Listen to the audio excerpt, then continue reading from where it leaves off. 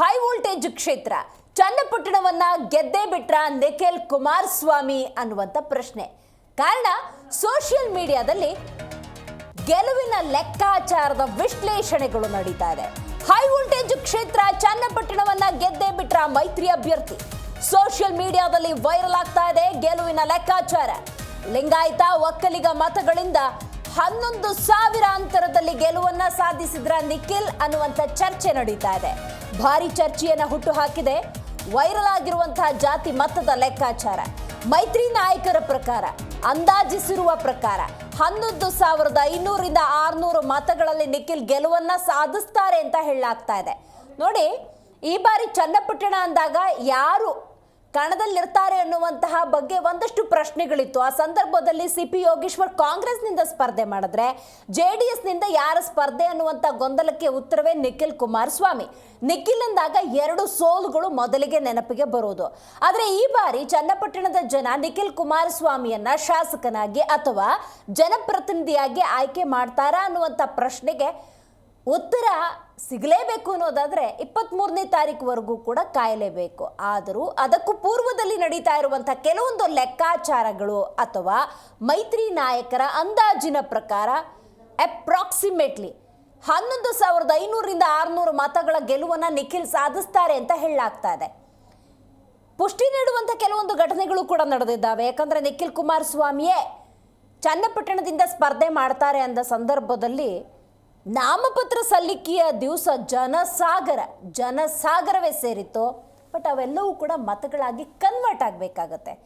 ಮತದಾನದ ಸಂದರ್ಭದಲ್ಲಿ ಮತದಾರರು ನಿಖಿಲ್ಗೆ ಜೈ ಅಂದರೆ ಮಾತ್ರ ಈ ವೈರಲ್ ಆಗ್ತಿದೆ ನೋಡಿ ಗೆಲುವಿನ ಲೆಕ್ಕಾಚಾರ ಅದು ನಿಜ ಆಗೋದಕ್ಕೆ ಸಾಧ್ಯ. ಚುನಾವಣಾ ಪೂರ್ವದಲ್ಲಿ ಒಂದಷ್ಟು ಸಮೀಕ್ಷೆಗಳನ್ನು ಹಲವರು ಮಾಡ್ತಾನೆ ಇರ್ತಾರೆ. ಆದರೆ ಸದ್ಯಕ್ಕಿರುವಂತಹ ಈ ಒಂದು ಲೆಕ್ಕಾಚಾರ ಏನಿದೆ ಕುತೂಹಲವನ್ನಂತೂ ಹೆಚ್ಚು ಮಾಡಿದೆ. ಸಂಡೂರು, ಶಿಗ್ಗಾವಿ, ಚನ್ನಪಟ್ಟಣ ಈ 3 ಕ್ಷೇತ್ರಗಳಲ್ಲಿ ನಡೆದಂತಹ ಚುನಾವಣೆ ಇದು. ನೋಡಿ, ಶಿಗ್ಗಾವಿ ಅಂದಾಗ BJPಯ ಭದ್ರಕೋಟೆ ಅಂತ ಕರಿತೀವಿ, ಸಂಡೂರು ಅಂದಾಗ ಕಾಂಗ್ರೆಸ್ನ ಭದ್ರಕೋಟೆ ಅಂತ. ಚನ್ನಪಟ್ಟಣ ಅಂದ ಸಂದರ್ಭದಲ್ಲಿ ಸಿಪಿ ಯೋಗೇಶ್ವರ್ ಅನ್ನುವಂಥ ಘಟಾನುಘಟಿ ನಾಯಕನ ನಡುವೆ ಎದುರಿಗೆ ಸಣಸಾಡಬೇಕು ಅಂದರೆ ಅಂಥದ್ದೇ ಅಭ್ಯರ್ಥಿಯನ್ನು ಹಾಕಬೇಕಾಗತ್ತೆ. ಸೊ ಚನ್ನಪಟ್ಟಣ ಅಂದಾಗ JDSನ ಭದ್ರಕೋಟೆ ಅನ್ನುವಾಗ ಆ ಭದ್ರಕೋಟೆಯನ್ನು ಉಳಿಸ್ಕೊಳ್ಳುವಂತಹ ಕ್ಯಾಂಡಿಡೇಟ್ ಅಥವಾ ಅಭ್ಯರ್ಥಿಯನ್ನು ಹಾಕಬೇಕಾಗಿತ್ತು. ಅಂತಿಮವಾಗಿ ನಿಖಿಲ್ ಕುಮಾರಸ್ವಾಮಿಯೇ ಕಣದಲ್ಲಿ. ನಾಮಪತ್ರ ಸಲ್ಲಿಕೆಯ ದಿವಸ ಜನಸಾಗರ. ಆದರೆ ಅವೆಲ್ಲವೂ ಕೂಡ ಮತಗಳಾಗಿ ಕನ್ವರ್ಟ್ ಆಗಿದೆ ಅನ್ನುವಂಥ ನಂಬಿಕೆ ವಿಶ್ವಾಸದಲ್ಲಿ ಮೈತ್ರಿ ನಾಯಕರಿದ್ದಾರೆ. ಸೊ ಅವರ ಅಂದಾಜಿನ ಪ್ರಕಾರ 11,000ಕ್ಕೂ ಹೆಚ್ಚು ಮತಗಳಿಂದ ನಿಖಿಲ್ ಗೆಲ್ತಾರೆ ಅಂತ ಹೇಳಲಾಗ್ತಾ ಇದೆ. ಬಟ್ ಕಾದು ನೋಡಬೇಕು. ಅಂತಿಮವಾಗಿ ಫಲಿತಾಂಶ ಬರಬೇಕು ಅನ್ನೋದಾದರೆ 23ನೇ ತಾರೀಕು ನಮಗೊಂದು ಕ್ಲಾರಿಟಿ ಅಂತೂ ಡೆಫಿನೆಟ್ಲಿ ಸಿಗುತ್ತೆ.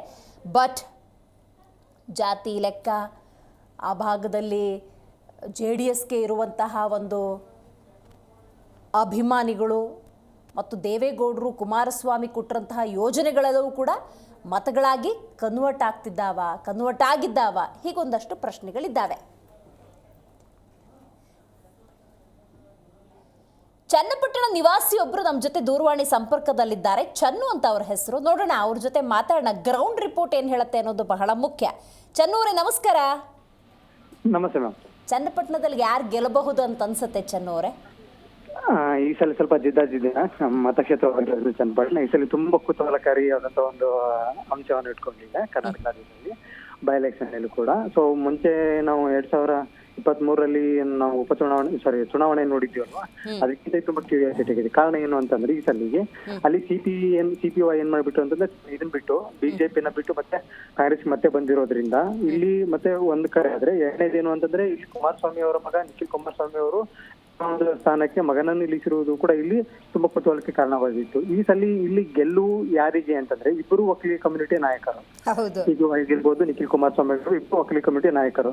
ಅಲ್ಲದೆ CPY ಹಿಂದ್ಗಡೆ DK ಶಿವಕುಮಾರ್ ಅವರು ಒಕ್ಕಲಿಗ ಕಮ್ಯುನಿಟಿಯ ನಾಯಕರಾಗಿ ನಿಂತ್ಕೊಂಡ್ರೆ ಇಲ್ಲಿ ಕುಮಾರಸ್ವಾಮಿ ಮತ್ತೆ ದೇವೇಗೌಡ ಅವರು ಕೂಡ ನಿಖಿಲನ ಬೆನ್ನಿಂದ ನಿಂತ್ಕೊಂಡಿದ್ದಾರೆ. ಬಟ್ ಇದು ಚನ್ನಪಟ್ಟಣ ಮೂಲತಃ JDS ಭದ್ರಕೋಟೆ ಆಗಿರೋದ್ರಿಂದ ಇಲ್ಲಿ ಯಾವುದೇ ರೀತಿಯಾದ ಗೆಲುವಿಗೆ ಭದ್ರಕೋಟೆ ಅಂದ್ರೆ ಇಲ್ಲಿ ಫೈಟ್ ಇರೋದು ಮೇನ್ ಆಗಿ ಫೈಟ್ ಇರೋದು JDS ಮತ್ತೆ ಕಾಂಗ್ರೆಸ್ ಮುಂಚೆ ಇದ್ದಂತ JDS ಮತ್ತೆ BJP ಫೈಟ್ ಇರೋದಲ್ಲಿ ಕಾಂಗ್ರೆಸ್ ಯಾವುದೇ ರೀತಿಯಾದ ಅಲ್ಲಿ ಒಂದು ಸ್ಥಾನ ಇರ್ಲಿಲ್ಲ. ಈ ಸಲ ಏನ್ ಮಾಡ್ಬಿಟ್ಟು ಅಂತಂದ್ರೆ ಇವರು CPY ಒಂದು ಬಂಡಾಯ ಹೇಳ್ತಾರೆ ಅನ್ನೋ ಒಂದು ಅಂಶ ಕಾಂಗ್ರೆಸ್ ಅವರಿಗೆ ಗೊತ್ತಾಗಿತ್ತು. ಹೇಗಾದ್ರೂ ಮಾಡಿ ಇಕ್ಯೂನ ಕ್ಯಾಚ್ ಹಾಕ್ಬೇಕು ಅನ್ನೋ ಕಡೆಯಿಂದ ಬಿಜೆಪಿ ಕಾಂಗ್ರೆಸ್ ಅವರು ಏನ್ ಮಾಡಿದ್ರು ಅಂದ್ರೆ CPI ನ ಬಿಜೆಪಿಯಿಂದ ಕರ್ಕೊಂಡು ಬಂದು ಇಲ್ಲಿ ನಿಲ್ಸಿದ್ದಾರೆ. ಬಟ್ ಇಲ್ಲಿ ಜಾತಿ ಲೆಕ್ಕಾಚಾರ ಅಂತ ಬಂದಾಗ ಒಕ್ಕಲಿಗ ಕಮ್ಯುನಿಟಿ ಇಲ್ಲಿ ಹೆಚ್ಚಾಗಿದೆ ಈ ಒಂದು ಮತಕ್ಷೇತ್ರದಲ್ಲಿ. ಇಬ್ಬರೂ ಒಕ್ಕಲಿಗ ನಾಯಕರಾಗಿದ್ದು ಇಲ್ಲಿ ಏನ್ ಮಾಡ್ಬಿಟ್ಟಿದ್ರು ಅಂದ್ರೆ ಬಿಜೆಪಿ ಕಾಂಗ್ರೆಸ್ ಅವ್ರ ಲೆಕ್ಕಾಚಾರ ಏನಾಯ್ತು ಅಂದ್ರೆ ಇಲ್ಲಿ ನಾವೇನಾದ್ರೂ ಇವರಿಗೆ ತಗೊಂಬಂದ್ ನಿಲ್ಸಿ ತಗೊಂಬಂದ್ ನಿಲ್ಸಿದ್ದೆ ಕರೆ ಆದ್ರೆ ಇಲ್ಲಿ ಒಕ್ಕಲಿಗ ಕಮ್ಯುನಿಟಿ ಓಟ್ ಹೊಡೆದೋಗುತ್ತೆ ಅನ್ನೋ ಒಂದು ಲೆಕ್ಕಾಚಾರದಲ್ಲಿ ಕರ್ಕೊಂಡು ಬಂದು ನಿಲ್ಸಿದ್ದಾರೆ. ಆದ್ರೆ ಇಲ್ಲಿ ಓಟ್ಗಳೇನು ಹೊಡೆದು ಹೋಗ್ತಾ ಇಲ್ಲ. ಸುಮಾರು ಏನು ಅಂತ 100 ಜನ ಇದ್ರೆ ಒಂದು 20 ಜನ ಓಟು CPI ಹೋಗ್ಬಹುದು ಅಂತ ಅನ್ಸ್ಬೋದು. ಯಾಕೆ ಅಂತಂದ್ರೆ ಇಲ್ಲಿ ಒಕ್ಕಲಿಗ ಕಮ್ಯುನಿಟಿ ಅವ್ರನ್ನ ಕುಮಾರಸ್ವಾಮಿ ಮತ್ತೆ ದೇವೇಗೌಡರು ತಮ್ಮ ಒಂದು ಅಂದ್ರೆ ಒಕ್ಕಲಿಗರು ನಮ್ಮ ನಾಯಕರು ಅಂತ ಒಪ್ಕೊಂಡಿದ್ದು ಮಾತ್ರ ಇವ್ರನ್ನ ಯಾರನ್ನ ದೇವೇಗೌಡನ ಮತ್ತು ಕುಮಾರಸ್ವಾಮಿ ಅವ್ರನ್ನ. ಹೀಗಾಗಿ ಇಲ್ಲಿ CPIಗಾಗ್ಲಿ ಅಥವಾ DK ಶಿವಕುಮಾರ್ನಾಗ್ಲಿ ಒಪ್ಕೊಂಡಿಲ್ಲ. ಹೀಗಾಗಿ ಅವ್ರಿಗೆ ಯಾವುದೇ ರೀತಿಯಾದ ಸ್ಥಳೀಯ ನಾಯಕರು ಯಾರು CPI ಸ್ಥಳೀಯ ನಾಯಕ ಆದ್ರೆ ಅಲ್ಲಿ ಅವ್ರಿಗೆ ಸ್ಥಳೀಯ ನಾಯಕರಾದ್ರೂ ಕೂಡ ಅಲ್ಲಿ ಜನ ಅವ್ರನ್ನ ಒಪ್ಕೊಳ್ತಿಲ್ಲ ಸರಿಯಾಗಿ. ಕಾರಣ ಏನು ಅಂತ ಈ ಮನುಷ್ಯ ಸ್ಟೇಬಲ್ ಆಗಿ ನಿಲ್ಲುವನಲ್ಲ.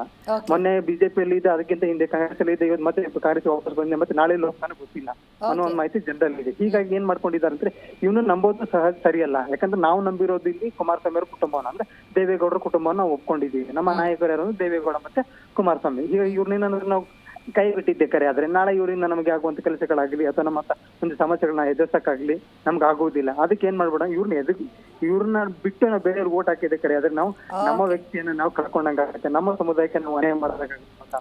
ಇಲ್ಲಿ ಒಕ್ಕಲಿ ಕಮ್ಯುನಿಟಿ ನಿಖಿಲ್ ಕುಮಾರಸ್ವಾಮಿ ಗೆಲ್ಬಹುದು ಅಂತ 100% ಅದ್ರಲ್ಲಿ ಯಾವುದೇ ಮಾತಿಲ್ಲ ಅಂತ ನನ್ನ ಒಂದು ಅಭಿಪ್ರಾಯ. Right, thank you so much Zee Kannada news ಜೊತೆಗೆ ಮಾತನಾಡಿದಕ್ಕಾಗಿ ಚನ್ನವರೇ.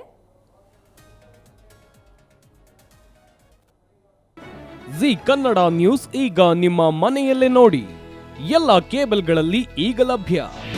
ನಿಮ್ಮ ನೆಚ್ಚಿನ ಜಿ ಕನ್ನಡ ನ್ಯೂಸ್ ಈಗ ಸನ್ ಡೈರೆಕ್ಟ್ ನಲ್ಲಿ number 292, Tata play number 1664, Jio TV number 1334, NXT digital number 30, in cable number 30, city networks 51, U digital number 162, GTPL number 17, Rockline telecommunications number 42, Shri Basaveshwara cable number 168, rural cable network 60, Vinayaka digital 57, Abhishek cable 821, city channel 53, Siddeshwara cable network 57, V4 digital Infotech 628, Surya digital networks 53, Gajanan digital number 836, Malnad Infotech private limited number